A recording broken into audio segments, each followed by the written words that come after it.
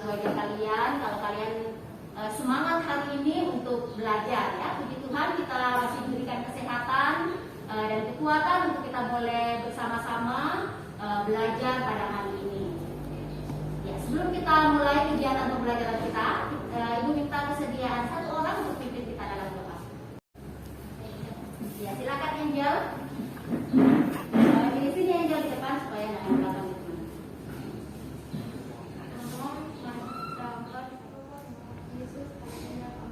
Amin. Ya, silakan duduk. Terima kasih Angel. Ya, baik anak-anak, Ibu perhatikan semuanya hadir dan semua dalam keadaan sehat. Kita bersyukur meskipun di tengah-tengah pandemi kita masih diberikan kesehatan. Hari ini kita akan melanjutkan materi kita pada pertemuan yang kedua, yaitu tentang virus yang sebelumnya kita sudah pelajari. Siapa yang masih ingat pelajaran pada pertemuan sebelumnya? Satu orang angkat tangan. Silakan angkat tangan yang mengingat materi sebelumnya. Oh, Angel lagi. Silakan Angel, apa materi sebelumnya yang Angel ingat yang sudah dipelajari? Virus tidak dapat membelah. Bagaimana Angel? Virus tidak dapat? Oh, tidak dapat membelah diri. Itu penjelasan dari Angel. Ya, bagus sekali. Siapa yang masih ingat ciri-ciri virus yang lainnya seperti apa yang sudah kita pelajari sebelumnya? Ya, Agnes. Silakan Agnes. Ya, memiliki inti sel. Bagus sekali ya. Dua orang masih mengingat materi hari ini, yaitu tentang Ibu pikir yang lainnya juga pasti masih ingat tentang materi-materi pelajaran sebelumnya. Mungkin kayaknya malu-malu. Tidak usah malu-malu ya. Kita sama-sama belajar. Meskipun salah, tidak apa-apa. Namanya kita belajar. Masih ada yang ingat ciri-ciri virus yang lagi? Tadi ada yang mengatakan virus juga bukan merupakan suatu sel, tapi bisa berkembang biak. Nah, kira-kira seperti apa atau bagaimana virus itu bisa bereproduksi?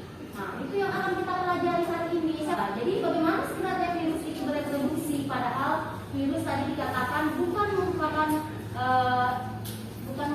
sel, ya, seperti itu. Jadi, sebelumnya aku tanya kalian, di antara kita ada yang pernah flu?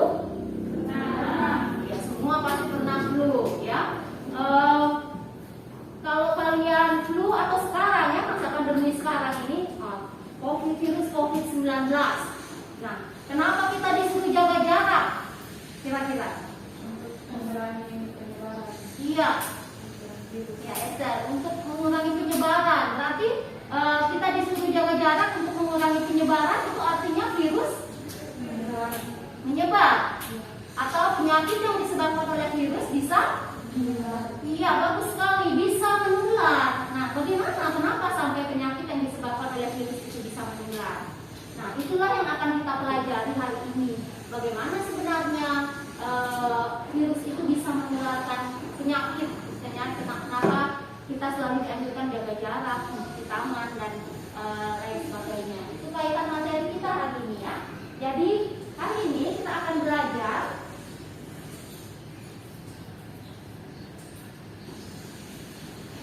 penjelasan virus yang kalian sudah sampaikan. Nah, kompetensi dasar yang akan kita pelajari hari ini, yang pertama menganalisis struktur, replikasi dan peran virus dalam kehidupan. Jadi di sini ada 3 inti yang akan kita pelajari dari materi hari ini, yaitu tentang struktur. Bagaimana sebenarnya struktur tubuh virus. Yang kedua, bagaimana replikasi atau perkembangbiakan atau daur hidup dari virus itu sehingga bisa menularkan penyakit. Itu yang kita pelajari yang kedua. Dan yang ketiga, bagaimana peran virus itu dalam kehidupan. Dan ini sponsor-nya, kalian diminta untuk melakukan kampanye tentang bahaya virus dalam kehidupan, terutama bahaya AIDS berdasarkan tingkat virulensinya. Tujuannya apa? Jadi setelah kalian belajar ini, kalian diharapkan mampu mengidentifikasi struktur virus dan replikasi secara tepat berdasarkan studi literatur. Jadi yang kedua, mampu menganalisis peranan virus dalam kehidupan secara tepat berdasarkan studi literatur. Jadi itu tujuan pembelajaran kita hari ini. Ya, sebelum kita masuk lebih jauh tentang materi ini, Ibu akan membagikan kalian RKS untuk kalian kerjakan. Jadi di sini yang membahas tentang struktur tubuh virus dan bagaimana replikasi atau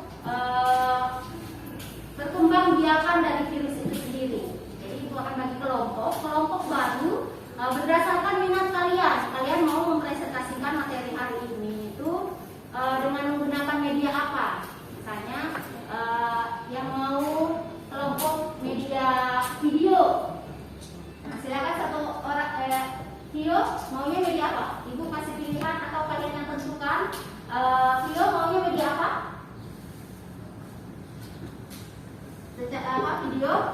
Ya, video. Siapa yang dengan video? Sama-sama minatnya ke video. Ya, video Angel. Masih ada lagi yang mau video? Ya, Noval. Ya, Noval.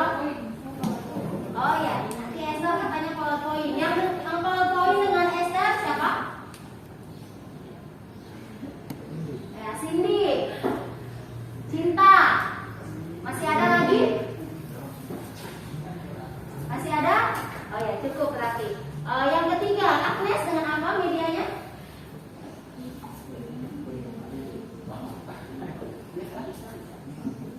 Oh ya, Agnes dengan artikel. Ya, Clara, Hana, Jessica. Elvina dengan siapa? Dengan apa? Minatnya yang mana? Oh, dengan Esther. Ya, PPT. Silakan nanti bergabung dengan Esther. Kemudian Brandy, minatnya di mana? Minatnya dengan video ya, dengan video. Oke. Sekarang ibu kasih kesempatan kalian untuk bergabung dulu di kelompoknya.